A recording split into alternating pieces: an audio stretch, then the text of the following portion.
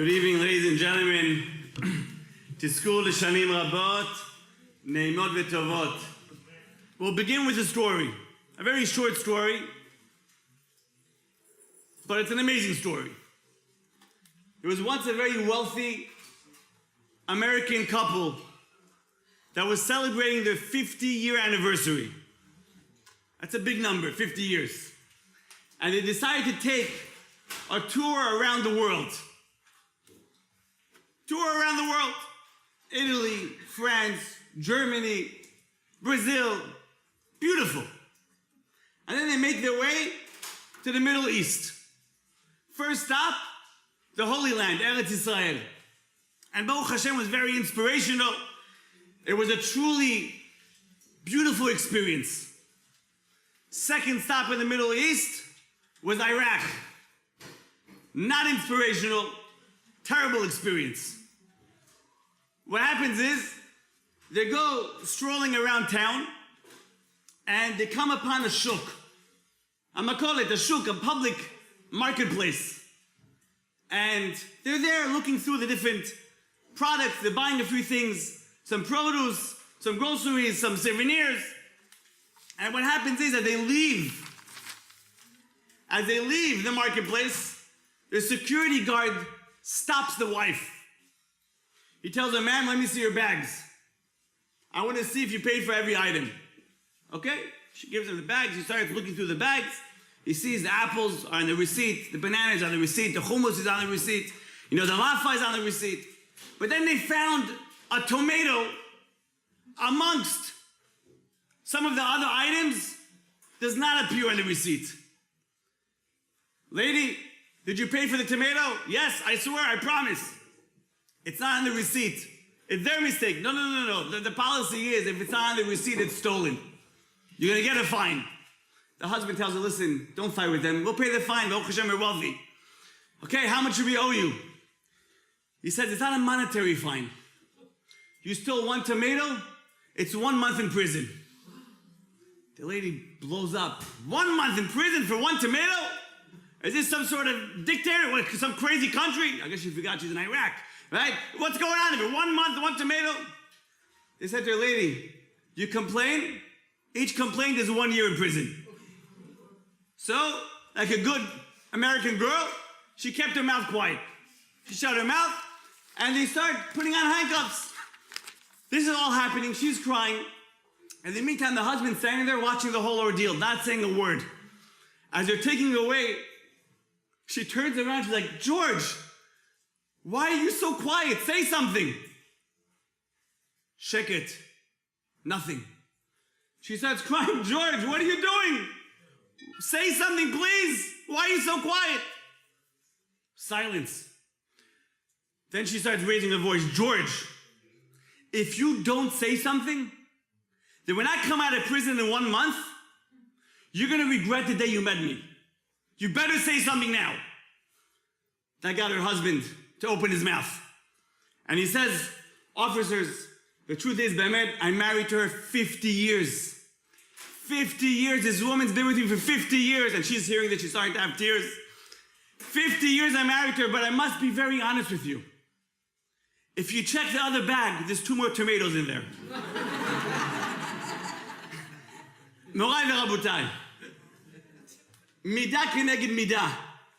I think we could agree, 1 tomato for 1 month is not measure for measure. The punishment does not fit the crime. HaKadosh Baruch Hu runs the world midah keneged midah. That's how God runs the world.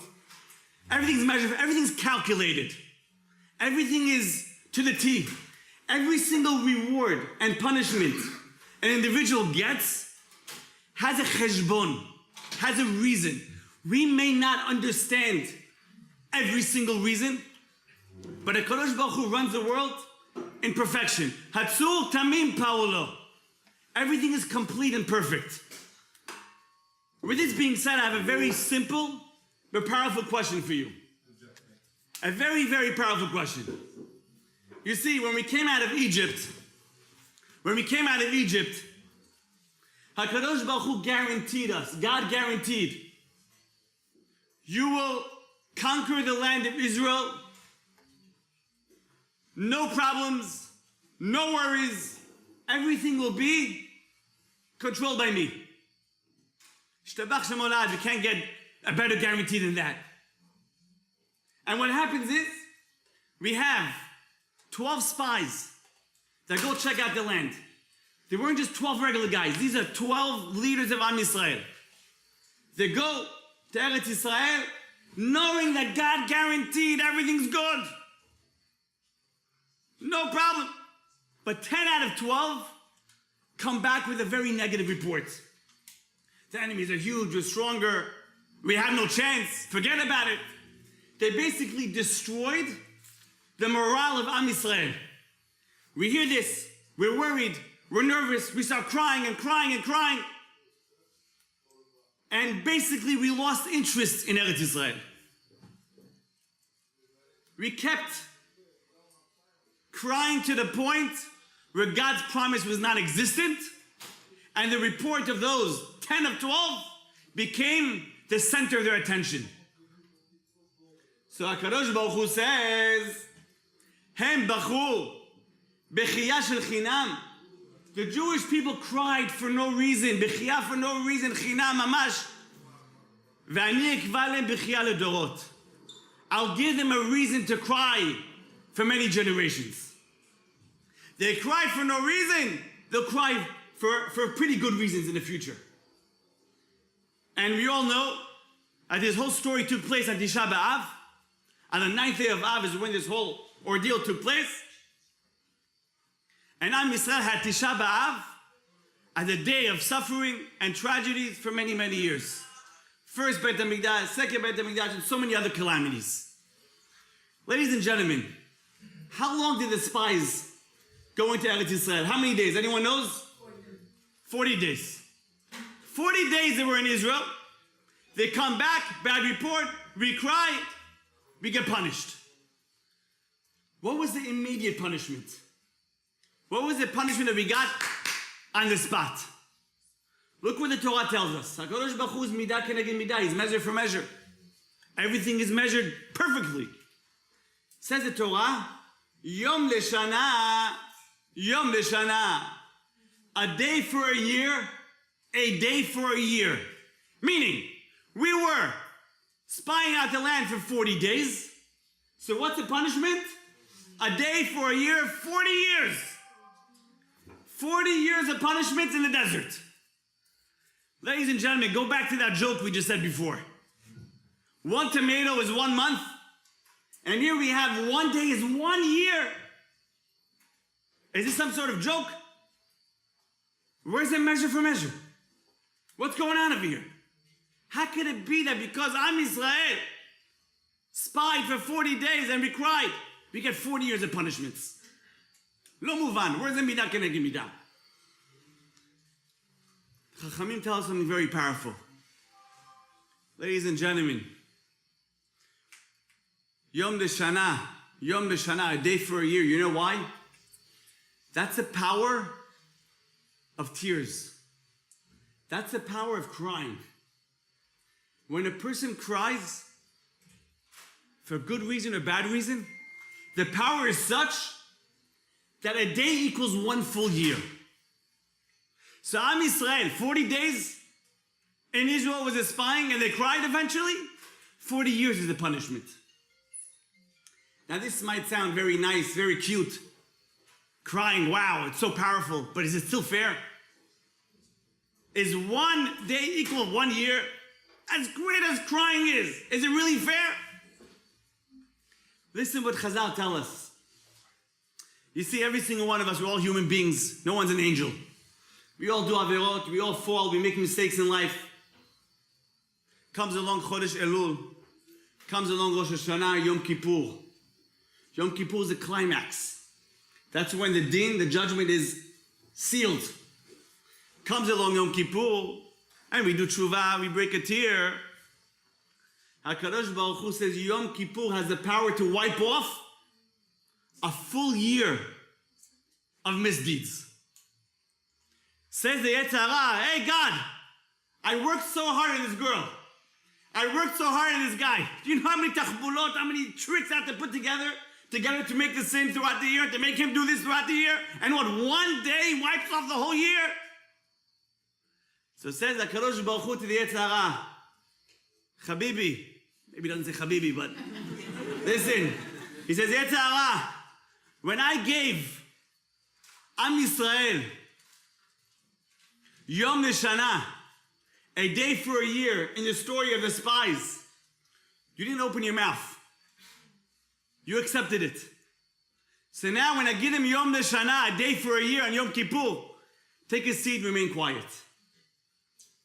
Baruch Hashem, I think it was a good deal.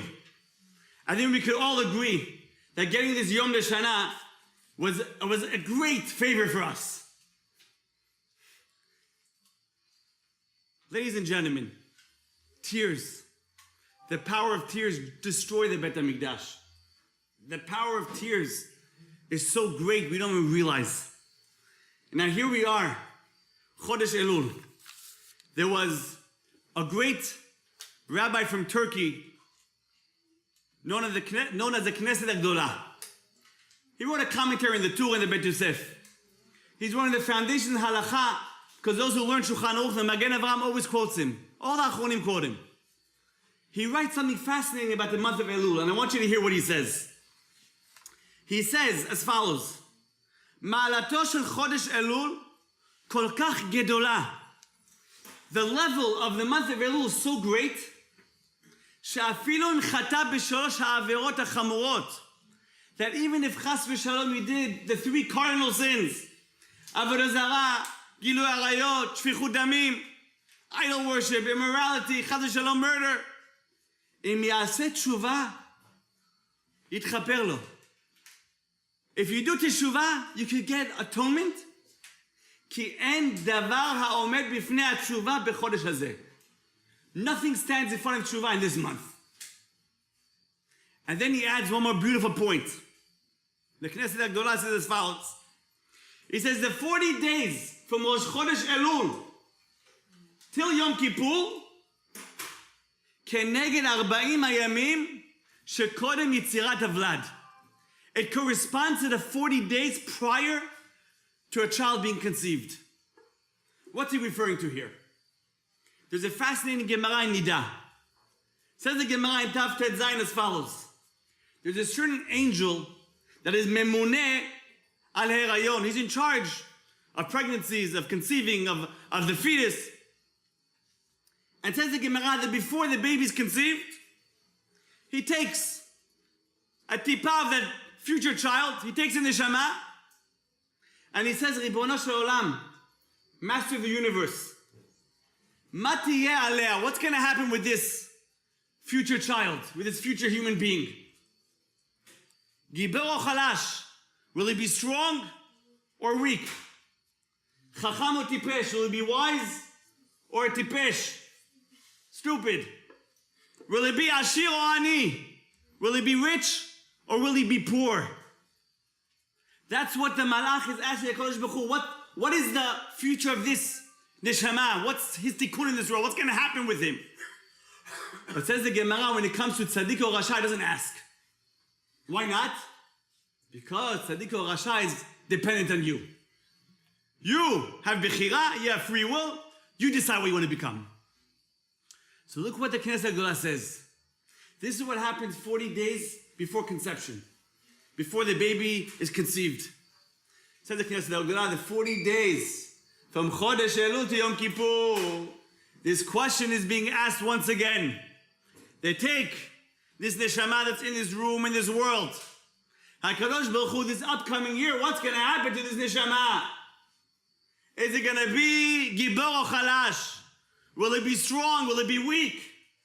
Is it going to be chacham or tipesh? Will it be wise or tipesh? Will it be ashir or ani? Will it be rich or poor? If the person's poor, HaKadosh Baruch Hu can make him rich overnight. And if he's rich, chas v'shalom, the opposite. The same question is being judged at this time period. Says the Knesset HaGdolah, take advantage of the month of Elul. Take advantage. We have an opportunity. You have a great opportunity to change your mazal, quote unquote, And if it's good, to keep the status quo or make it even better. Many times when things are good, we just leave things as it is. We don't do tshuva, we come to shul. You have to be in shul. How could you not come to shul, right? You come. But we don't put our heart into it. We don't pray for anything. We're there. We have to be there. But Morai v'Rabotai, if you just think about the last year, from last year, Rosh Hashanah, to this year, every single one of you know someone that maybe his life changed drastically. It could be, God forbid, an illness. Someone, Chaz v'Shalom, maybe lost his parnasah. Maybe, God forbid, there's even a death in the family, God forbid. This is all set in stone last year. So here we have the opportunity to pray, to connect, to do teshuvah. Let's not let the opportunity slip away. I want to share with you a powerful story I heard. This took place a number of years ago. Right around this time of the year, a 13, 14-year-old boy in the middle of class stands up and he says, Rabbi, can I make an announcement to the whole classroom? The Rabbi says, please, go ahead. What do you want to say? And look what the boy says. He says, my dear chaverim, my dear friends, as you all know, I became an orphan this year. A 13, 14-year-old boy. I became an orphan this year, Rahman al-San. My mother wasn't sick. She had no diseases. She wasn't hit by a car. She simply went to the hospital to give birth to my baby brother, but she never came back home. And he's breaking down in tears. And he's telling his friends, had I known this would happen to my mom this year, I guarantee you, I promise you, my Elul, Rosh Hashanah, and Yom Kippur would have been different last year. I would have prayed to HaKadosh Baruch Hu to keep the status quo. But life was good, and I ignored everything. I lived life as it is, and now today, I want to tell you, let's not take anything for granted. Morai v'Rabotai, don't take anything for granted. Baruch Hashem, if things are going well, keep praying. Things are not going well, kaveh el Hashem, chazak ve'ematz libecha ve'kaveh el Hashem. Put your hope in Hashem. Not answered, chazak ve'ematz libecha. Strengthen your heart and put your hope in Hashem. Not answered, strengthen your heart, put your hope in. Just keep going strong, never give up. Morai v'Rabotai, the power of tefillah, and especially if you combine it with tears, is unbelievable. I'll share with you one more story. Then we'll call it a night. But you don't have to just cry because of tragedies. There's a lot of good reasons to cry. There was a rabbi from New York that took one of his businessmen to Eretz Yisrael on a trip. He's a very wealthy man. And any of you been to the Western Wall, Kotel Maravi, who doesn't go there? Right? It's the most beautiful experience. But if you go there at midnight, unbelievable. So beautiful.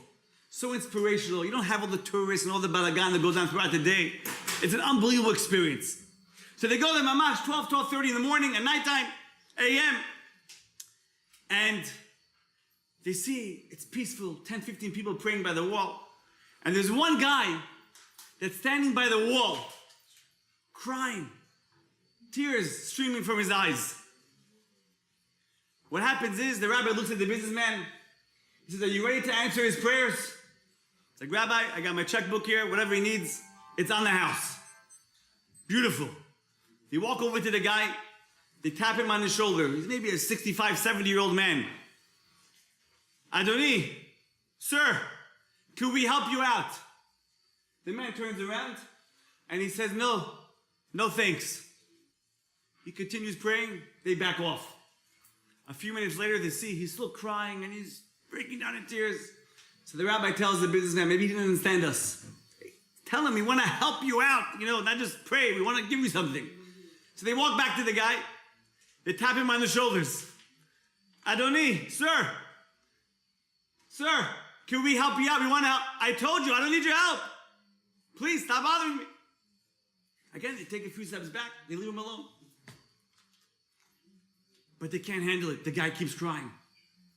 The rabbi tells the businessman, just take out the checkbook and tell him, Adoni, can we help you out? Show him the check. So they walk back to the guy. And they tap him on the shoulders. And they say, sir, can we please help you out? And the guy gives him a semi-dirty look. And he says, I told you, I don't need help. So they said, can you at least tell us, why are you crying? Maybe we could pray for the person. Listen to what this old man answered them. He said, I want you to know that tonight, Baruch Hashem, I married off my 10th and final child. I want to thank HaKadosh Baruch Hu for giving me the zechut that I got to see the wedding of all my children. That's why I'm here. We normally cry when things go wrong. We could cry and thank HaKadosh Baruch Hu when things go right. It's easy to turn to Hashem when things are wrong. But when the paycheck comes in, when the kids, Baruch Hashem, are coming to the world, and you're seeing the good grades and they're behaving, thank HaKadosh Baruch Hu. Don't waste your tears on nonsense. How many people cry because their kids are misbehaving? Oh, Hashem, why do I have such children? Chas v'shalom, never say such a thing. You're breaking the tear on your children. You know what the power of a tear is? Morai v'rabotai, we got to be extra careful. How many times there's shalom bayit problems, and a husband is verbally abusing his wife or vice versa? Don't break a tear because of this, and don't cause a tear because of this. If tears could break the Beit HaMikdash, destroy the Beit, it could destroy homes, chas v'shalom. Morai v'rabotai, let's get together, Chodesh Elul, and use our tefillot, our mouth, our tears, to get closer to Ribono Shel Olam. He brought us to this world. He keeps us in this world. He feeds us in this world. Realize everything is from HaKadosh Baruch Hu, better or for worse. Because at the end of the day, midah keneged midah of Hashem is calculated to the T. It's cheshbon that maybe we don't understand. But kol man da'avid rachman atav avid. Yiratzon bezrat Hashem, every single one of us should have only tears of joy bezrat Hashem. Tears of kol sason ve'kol simcha, of people getting married bezrat Hashem. Tears of having beautiful, healthy children bezrat Hashem. And when we get together, ultimately, in Yerushalayim, Ir HaKodesh, b'meira b'yameinu, amen ve'amen.